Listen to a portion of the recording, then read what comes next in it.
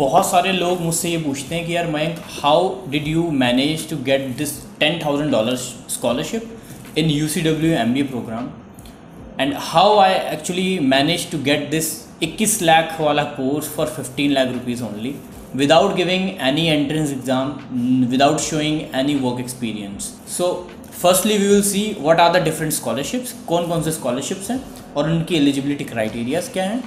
Secondly we will see ये scholarship जो आपको मिलती हैं वो आपकी प्रोफाइल पे एक्चुअली कैसे अप्लाई होती है एंड कैसे आपको इसका जो डिसबर्समेंट होता है स्कॉलरशिप पेमेंट का वो कैसे होता है.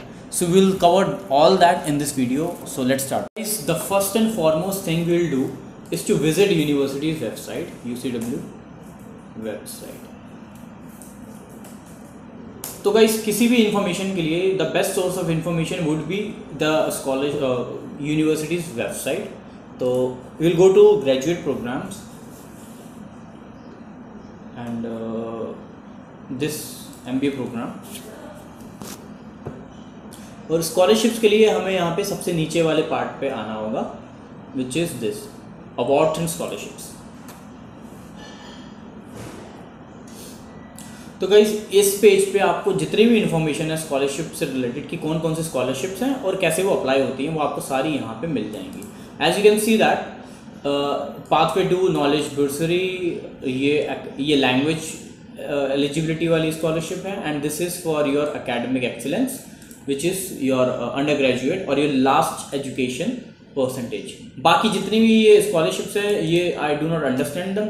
These are mostly based on their region. ये अमेरिकन्स के लिए है, ये यूरोपियंस के लिए, मिडिल ईस्ट के लिए. सो ऐसे ही है.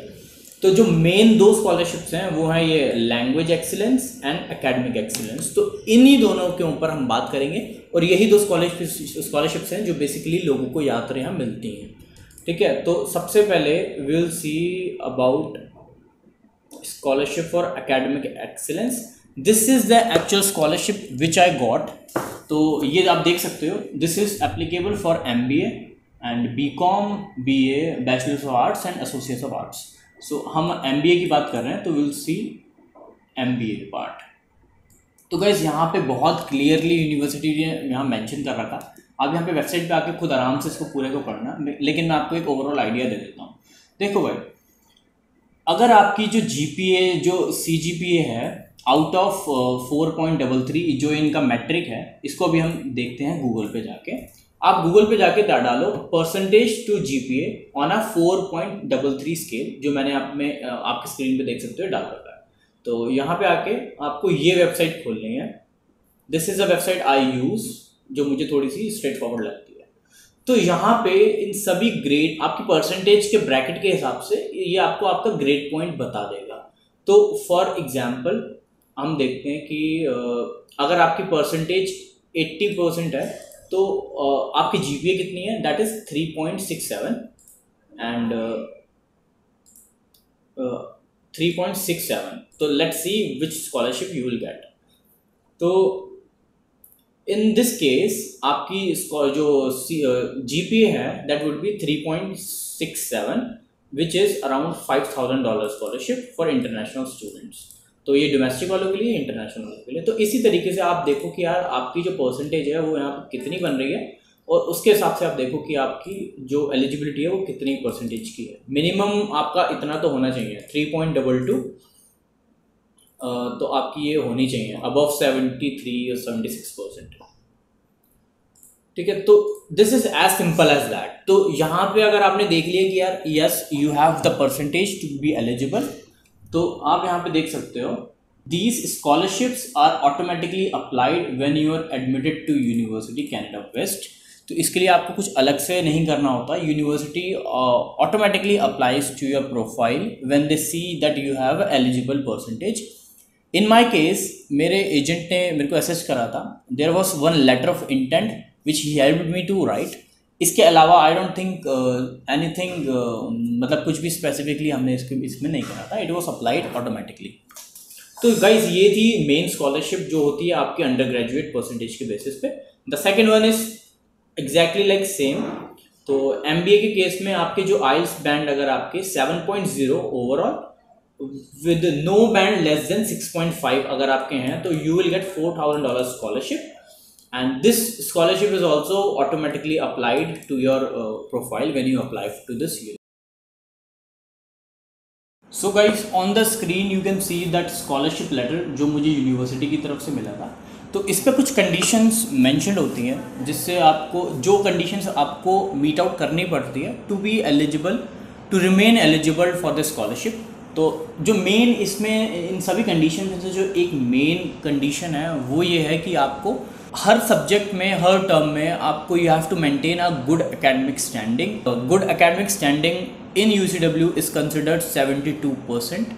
तो आपको बेसिकली कहने का मतलब है हर सब्जेक्ट में, पूरे टर्म में आपको 72% से ऊपर मैनेज करके रखना पड़ेगा if you have to remain eligible, अगर आपको जो पेमेंट्स है उसके लिए एलिजिबल रहना है तो गाइस ये बात हो गई स्कॉलरशिप की, इसकी एलिजिबिलिटी की एंड हाउ इट अप्लाइज। एक लास्ट क्वेश्चन इसकी एलिजिबिलिटी और इसके एप्लीकेशन के ऊपर, वो ये है कि ये स्कॉलरशिप एक्चुअली आपकी प्रोफाइल के ऊपर ऐड कैसे होती है। तो टोटल फीस आपकी $35,000 है।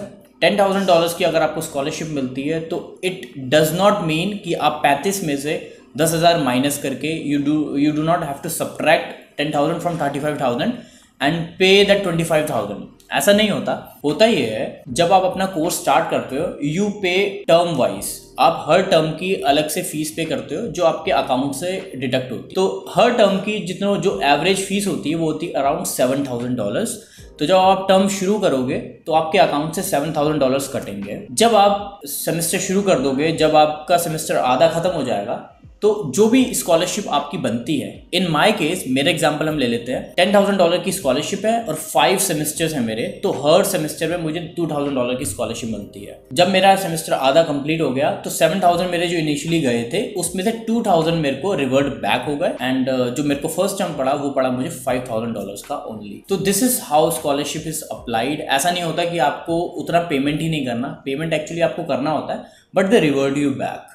तो this is how it works. अगर आपको और डिटेल चाहिए कि यार स्कॉलरशिप एक्चुअली अप्लाई कैसे होती है तो you can text me on Instagram, I will be able to answer your question more specifically over there, और you can tell me too, I will make a more detail video about that also. तो मोटा मोटा जो हिसाब किताब है वो यही है कि यार आपको जो 35,000 का कोर्स था वो at the end of the degree, at the end of your course you will be only paying $25,000 in total। And this was all the information I had regarding scholarship and how it applies। ठीक है, तो if you're applying by yourself you can directly ask the representative which you have got from the university कि यार मेरी scholarship की क्या eligibility है and whether I am qualify or not। पहले तो आपको खुद ही पता लग जाएगा, ये वेबसाइट वगैरह जो भी मैंने आपको बताया इसमें जाओ, देखो वेदर यू क्वालिफाई और नॉट। फिर भी आपको डाउट है तो आप डायरेक्टली अगर अप्लाई कर रहे हो तो यूनिवर्सिटी के जो रिप्रेजेंटेटिव है उससे आप डायरेक्टली बात करो। एल्स अगर आप एजेंट के थ्रू करवा रहे हो तो उससे पूछो अच्छी तरीके से, भाई मेरे को मिलेगी कि नहीं मिलेगी। तो guys this was all in this video. The main reason why I took admission in this university was this only. Scholarship मुझे अच्छी मिली थी and it was a very unique point, it was the edge why I chose, this was also the reason why I chose this university over others। So guys, that was it, see you in the next one।